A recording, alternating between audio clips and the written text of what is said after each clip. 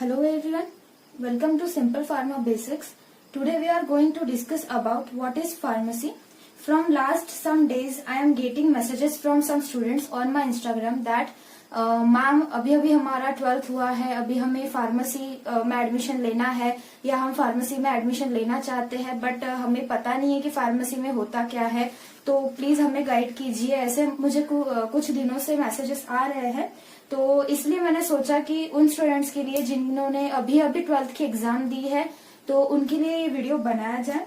तो फार्मेसी अगर आप किसी आज का मतलब सोसाइटी में अगर आप लोगों की मेंटालिटी देखोगे कि फार्मेसी मतलब क्या, तो उन लोगों को लगता है कि फार्मेसी मतलब सिर्फ एक मेडिकल स्टोर ओपन करके बैठ जाना जहां पर आप अपनी डिग्री को फ्रेम करके लगा देते हो और बस दिन भर दुकान में बैठ के मेडिसिन सेल करते हो। तो it is one of the good options उनके लिए जिन्हें बिजनेस करना है फार्मेसी के बाद में, लेकिन it is not the only option. तो अगर आप इंटरनेट पे डालोगे कि व्हाट इज फार्मेसी तो आपको वहां पर बहुत सी डेफिनेशंस मिल जाएंगी। That pharmacy is a branch of science which deals with the compounding and the formulation of the drugs. तो लेकिन ये तो जनरली आजकल पता ही है हमें कि फार्मेसी मतलब कुछ तो है जो रिलेटेड टू ड्रग्स है, बट क्या, तो ये जो डीप बातें हैं वो आपको सिर्फ वही लोग बता सकते हैं जिन्होंने एक्चुअली फार्मेसी की है या जो फार्मेसी कर रहे हैं। तो आज के इस वीडियो में हम लोग जानते हैं कि फार्मेसी मतलब क्या है और फार्मेसी अगर आप चूज करते हो तो आपको क्या आपको फार्मेसी में पढ़ने के लिए मिलेगा। तो अगर आपको जो मैं बताने वाली हूँ वो आपको इंटरेस्टिंग लगे तो आप अपने जो नेक्स्ट वैल्यूएबल जो आपकी इयर्स होने वाले हैं वो आप फार्मेसी में इन्वेस्ट कर सकते हो। तो सबसे पहले देखिए कि जब भी कोई न्यू डिसीज आती है या कोई डिसीज है जो बहुत पुरानी है, पहले से ही जो डिसीज एग्जिस्टिंग है लेकिन उसके ऊपर आज तक कोई इफेक्टिव मेडिसिन नहीं मिली है, पर मेडिसिन है लेकिन उसके साइड इफेक्ट्स बहुत है, तो ऐसे में हमें जो है एक न्यू ड्रग ढूंढकर निकालना होता है। मीन्स हमें ड्रग डिस्कवरी करनी होती है कि ये जो ड्रग है वो इफेक्टिव होने वाला है इस डिसीज के अगेंस्ट में। फिर उस ड्रग को जो है वो ड्रग के अलग अलग सोर्स हो सकते हैं, जैसे कि सबसे फर्स्ट स्टेप आती है ड्रग डिस्कवरी। ड्रग डिस्कवरी अगर आपको करनी है तो ऑब्वियसली ड्रग का कोई सोर्स होगा जिसमें से आपको आपका ड्रग जो है वो ऑब्टेन करना है। तो सोर्सेस यहाँ पर नेचुरल भी हो सकते हैं, आप उसे सेमी सिंथेटिकली भी बना सकते हो या फिर सिंथेटिकली लैब में कुछ केमिकल रिएक्शन से इन्हें बना सकते हो। ठीक है, तो ये हो गया ड्रग की डिस्कवरी के बारे में। अब आपको आपका ड्रग मॉलिक्यूल मिल गया है तो उस बाद में उस ड्रग पे जो है कुछ कंप्यूटेशनल स्टडीज होती है।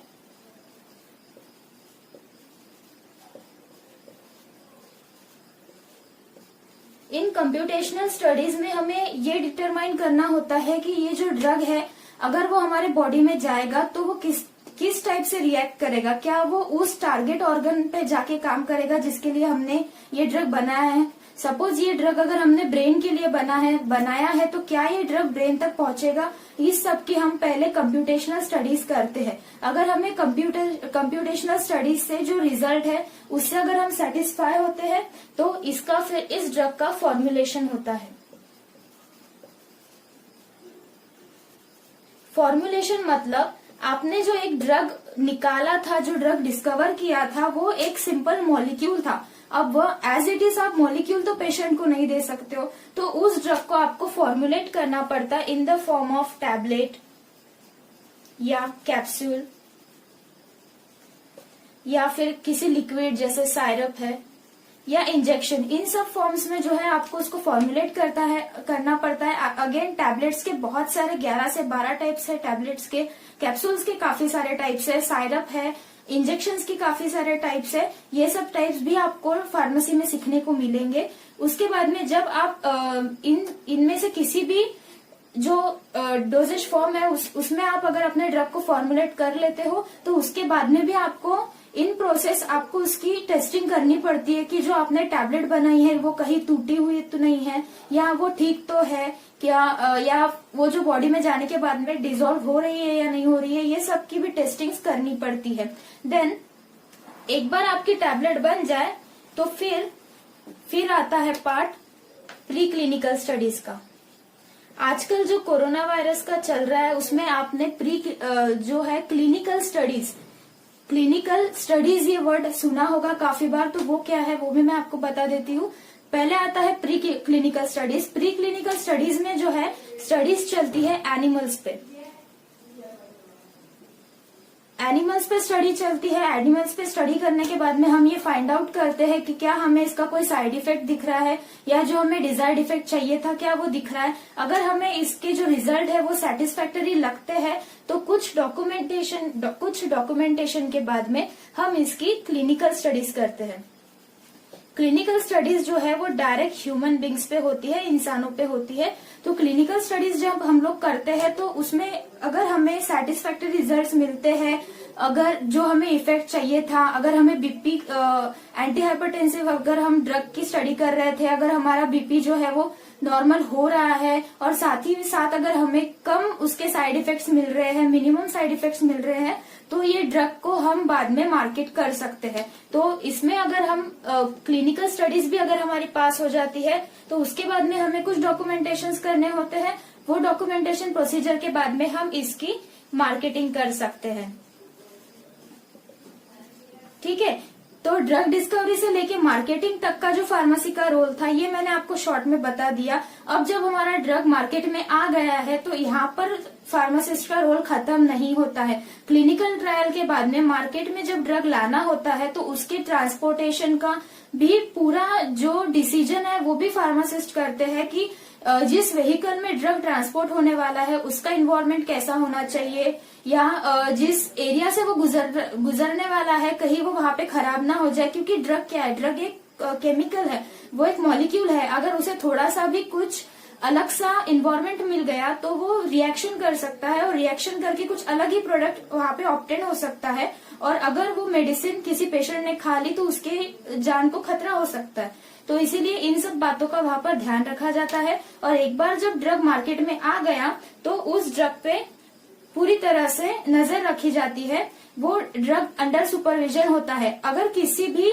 टाइम अगर जो फार्मासिस्ट ऑर्गेनाइजेशंस है उन्हें अगर ऐसा लगा कि ये जो ड्रग है वो कुछ साइड इफेक्ट शो कर रहा है, वो चाहे फिर 5 साल बाद हो या 10 साल बाद हो, अगर उन्हें लग रहा है कि ये ड्रग कोई तो साइड इफेक्ट शो कर रहा है तो उस ड्रग को विड्रॉ कर दिया जाता है मार्केट से।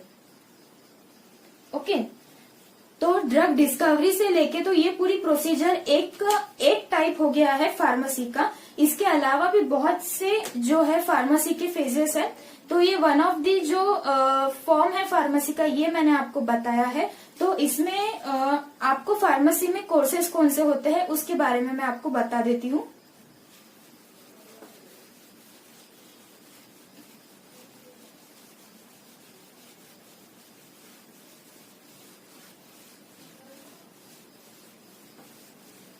फार्मेसी में जो बेसिकली एक सबसे बेसिक लेवल का जो कोर्स है वो है डी फार्मेसी। डी फार्मेसी क्या है? डी फार्मेसी मीन्स एक डिप्लोमा कोर्स है जिसे 12th के बाद कोई भी स्टूडेंट कर सकता है, स्पेशली वो स्टूडेंट जिनका साइंस था। ठीक है, तो डी फार्मेसी का ड्यूरेशन है 2 इयर्स।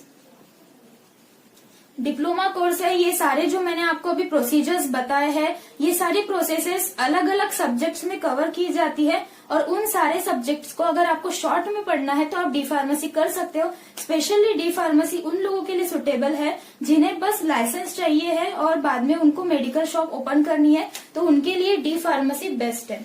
बट अगर आपको रिसर्च में जाना है, जैसे मैंने ड्रग डिस्कवरी की बात की थी या प्री क्लिनिकल स्टडीज की बात की थी, या अगर उस सेक्टर में आपको जाना है तो आप डायरेक्टली बी फार्मेसी भी कर सकते हो।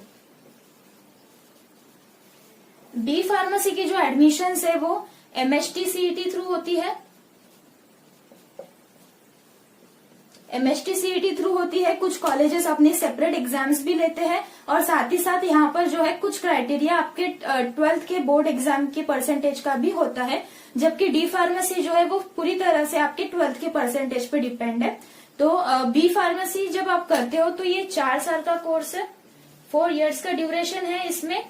आप डी फार्मेसी में जो भी सब्जेक्ट शॉर्ट में पढ़ने वाले थे वो बी फार्मेसी में थोड़ा सा ब्रीफ में थोड़ा सा डीप में पढ़ोगे तो आप डायरेक्ट बी फार्मेसी भी कर सकते हो। लेकिन अगर किसी को डी फार्मेसी के बाद में अगर बी फार्मेसी करना है तो उन्हें डायरेक्ट सेकेंड ईयर में एडमिशन मिलते हैं।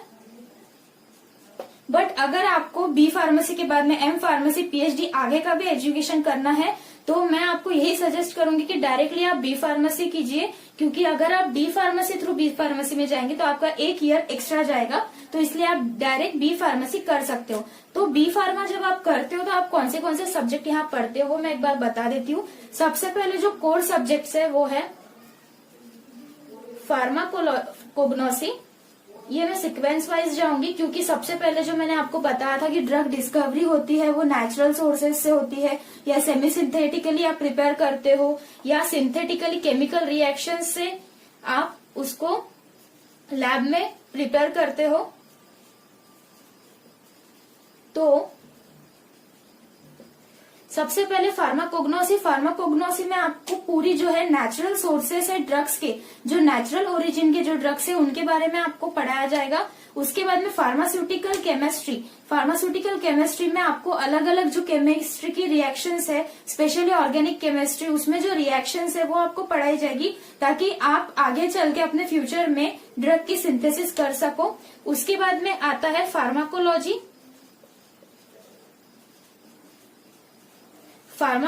में जैसे मैंने आपको pre clinical and clinical studies के बारे में बताया था, फार्माकोलॉजी में मेनली आपको ये स्टडी करना होता है कि जब आप ड्रग एडमिनिस्टर करते हो या ड्रग जब आप खाते हो तो वो ड्रग आप जब लेते हो वो लेने के बाद में आपके बॉडी पे उस ड्रग का क्या इफेक्ट हो रहा है, मतलब वो किस ऑर्गन तक के जा रहा है, वो ऑर्गन पे जाने के बाद में क्या इफेक्ट शो कर रहा है। आपको अगर हेडेक हो रहा था, आपने पेन किलर खाई है तो वो किस तरह से आपका पेन कम करने वाला है, वो सब जो मैकेनिज्म्स है उसके एक्शन के वो आपको फार्माकोलॉजी में पढ़ने के लिए मिलेंगे। उसके बाद में एक one of the most important subject of pharmacy वो है फार्मास्यूटिक्स। मैंने आपको बताया था कि आप जो भी मॉलिक्यूल डिस्कवर करोगे या जो भी मॉलिक्यूल ऑब्टेन करोगे उसकी कंफर्मेशन टेस्टिंग के बाद में आपको उसको टैबलेट फॉर्म, कैप्सूल फॉर्म या किसी भी इंजेक्शन फॉर्म में कन्वर्ट करना होगा। तो जो मेन जो ब्रांच है फार्मेसी की जो कि फॉर्मुलेशन रिलेटेड है उसे फार्मास्यूटिक्स कहते हैं। फार्मास्यूटिक्स में आपको अलग अलग पॉलीमर्स के बारे में पढ़ने को मिलेगा, अलग अलग जो डोसेज फॉर्म्स है, टैबलेट्स, कैप्सूल, उनके बारे में पढ़ने को मिलेगा। Then one pharmaceutical analysis.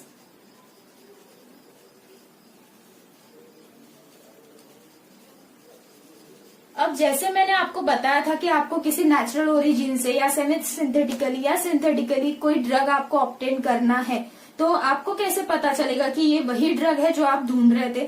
For example एक वेल नोन ड्रग जो है, जो सबको मोस्ट ऑफ द पता ही है, वो ड्रग जो कि है पैरासिटामोल। अगर आपने कोई रिएक्शन की है या आपने नेचुरली उसको या कहीं से अगर आपने कोई ड्रग ऑब्टेन किया है तो आपको कैसे पता चलेगा कि ये पैरासिटामोल ही है। तो इसलिए जो फार्मास्यूटिकल एनालिसिस जो ब्रांच है वो बहुत सारे इंस्ट्रूमेंट्स यूज करते हैं, अलग अलग टाइप की टेक्निक्स यूज करते हैं और उनके कुछ केमिकल टेस्ट होते हैं, जैसे आपने टाइट्रेशन वगैरह जो आपके 12th में आपने पढ़ा है, ऐसे कुछ जो टेक्निक्स है, सोफिस्टिकेटेड टेक्निक्स होते हैं, वो यूज करके वो लोग ये पता करते हैं कि हाँ ये वही ड्रग है जो हम लोग ढूंढ रहे थे और ये प्योर है या नहीं है या इसमें इम्प्यूरिटीज है, ये सब स्टडी करने का काम जो है वो फार्मास्यूटिकल एनालिसिस का होता है।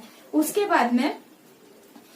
बाद जो बाकी जो सब्जेक्ट्स होते हैं जो कोर सब्जेक्ट्स नहीं है, ये जो मैंने कुछ सब्जेक्ट्स बताए थे ये कोर सब्जेक्ट्स है आपके, जो फार्मेसी के कोर सब्जेक्ट्स है। उसके बाद में जो कुछ माइनर सब्जेक्ट है लेकिन इम्पोर्टेंट है वो है biotechnology,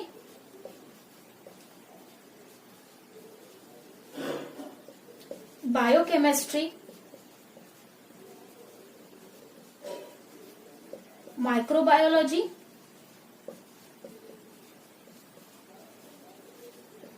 anatomy physiology,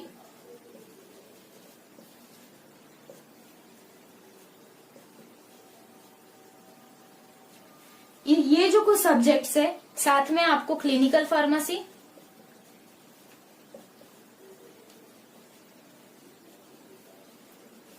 and math, biology. Okay, तो ये जो कुछ सब्जेक्ट्स है जैसे बायोटेक्नोलॉजी, जिसमें आप मोस्टली जो है डीएनए वगैरह के बारे में पढ़ते हो, कुछ जेनेटिक्स का पार्ट वो कवर करता है। क्यों ये हमें पढ़ना जरूरी है, क्योंकि जो दवाइयां है वो बहुत से बार जो जेनेटिक कंपोजिशन है कि किसी ऑर्गेनिज्म का, माइक्रो ऑर्गेनिजम्स का, उसको अल्टर करती है, इसलिए हमें बायोटेक्नोलॉजी पढ़ना जरूरी है। उसके बाद में बायोकेमिस्ट्री, जो आप मोस्टली जो आपने 12th में पढ़ा था, ग्लाइकोलिसिस एंड ऑल, वो आप बायोकेमिस्ट्री में यहाँ पर भी पढ़ोगे। देन माइक्रोबायोलॉजी इसलिए क्योंकि जो डिसीज है, स्पेशली जो इन्फेक्शन है, वो मोस्टली किसी ना किसी ऑर्गेनिज्म की वजह से होता है। वो ऑर्गेनिज्म जो है उसकी लाइफ साइकिल कैसी है, उसे टेम्परेचर कौन सा सुटेबल है। जैसे हम कोरोना वायरस के बारे में बोला जा रहा था कि कोरोना वायरस जो है वो हायर टेम्परेचर पे सरवाइव नहीं करता है, तो ये सब की स्टडी के लिए आपको माइक्रोबायोलॉजी पढ़ना है। Then anatomy and physiology main है, क्योंकि एनाटॉमी जो है ह्यूमन बॉडी की, आपका जो ड्रग है वो ह्यूमन बॉडी पे एक्ट करने वाला है, तो आपको जो है पूरी बॉडी की डिटेल्स पता होना जरूरी है। देन क्लिनिकल फार्मेसी है, इसमें आपको मेनली बताया जाता है कि फर्स्ट एड्स जो है वो कैसे करना है, या फिर अगर आपको कोई डिसीज है तो उसमें आपको किस तरह की मेडिसिन प्रिस्क्राइब करनी। प्रिस्क्रिप्शन का राइट हमें नहीं होता है इंडिया में, लेकिन अगर आप आउट ऑफ इंडिया जाओगे तो फार्मासिस्ट को प्रिस्क्रिप्शन का राइट है, लेकिन यहाँ इंडिया में हम लोग प्रिस्क्रिप्शन राइटिंग नहीं कर सकते हैं। देन मैथ एंड बायोलॉजी उन लोगों के लिए, जैसे कि मैंने बताया कि आप 12th अगर आपका साइंस में हुआ है तो आप बी फार्मेसी आप कर सकते हो, लेकिन लेकिन 12th में कुछ लोग होते हैं, कुछ स्टूडेंट्स होते हैं जिनका मैथ होता है लेकिन बायोलॉजी नहीं होता, तो उन्हें फर्स्ट ईयर में पहले बायोलॉजी पढ़ाया जाता है, और जिन स्टूडेंट्स का मैथ्स नहीं था उन्हें मैथ्स पढ़ाया जाता है। तो ये जो है ये कुछ माइनर सब्जेक्ट्स है, माइनर है लेकिन बहुत ही इम्पोर्टेंट है। ओके, तो ये जो है ये हो गया कि सब्जेक्ट्स के बारे में। अब आपको ये समझ में आ गया होगा कि फार्मेसी में एडमिशन लेने के बाद में आपको क्या क्या पढ़ना है। ओके, तो ये सब तो हो गया। नेक्स्ट वीडियो में I will talk about the scope, so stay connected. Thank you.